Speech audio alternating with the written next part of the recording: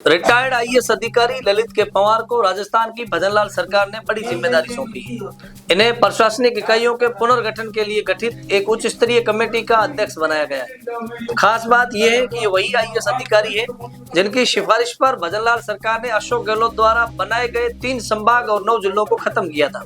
तो आइए जानते हैं आज की इस रिपोर्ट में कि कौन है रिटायर्ड आईएएस ललित के पंवार, जो एक बार फिर चर्चाओं में। ललित के पंवार साल 1979 बेंच के एक अनुभवी प्रशासनिक अधिकारी हैं। वे राजस्थान लोक सेवा आयोग के चेयरमैन भी रह चुके हैं। ललित के पंवार मूल रूप से बाड़मेर के रहने वाले हैं। भारतीय प्रशासनिक सेवा से सेवानिवृत्त होने के बाद अप्रैल 2024 में वे भाजपा में शामिल हो गए थे। उनके नेतृत्व में बनी समीक्षा कमेटी की रिपोर्ट पर अशोक गहलोत राज्य में बने 3 संभाग और 9 जिले निरस्त किए गए थे। उस समय कांग्रेस ने आरोप लगाया था कि सरकार ने भाजपा के सदस्यों को कमेटी का अध्यक्ष बना दिया। उस अध्यक्ष ने सरकार के निर्देश पर अपनी रिपोर्ट तैयार करके सौंपी थी, जिसकी वजह से नए जिले निरस्त किए गए।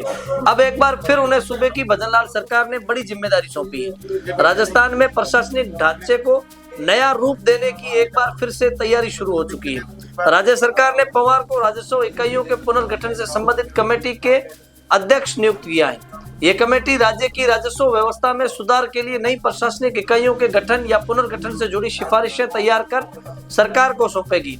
राजस्व विभाग के अधीन गठित इस समिति में अन्य प्रमुख सदस्य के रूप में राजस्व विभाग के प्रमुख शासन सचिव, राजस्व मंडल के निबंधक और पूर्व आरएस अधिकारी राजनारायण शर्मा को शामिल किया गया है। समिति का कार्यकाल 6 माह का रखा गया है, जिसमें राज्य भर की मौजूदा राजस्व इकाइयों की स्थिति का अध्ययन कर पुनर्गठन से जुड़ी संभावनाओं पर रिपोर्ट तैयार करेगी। ये कमेटी राजस्थान में प्रशासनिक इकाइयों की प्रभावशीलता, संसाधनों की उपयुक्तता और जन सेवाओं की दक्षता को बेहतर बनाने की दिशा में एक खाका तैयार करेगी।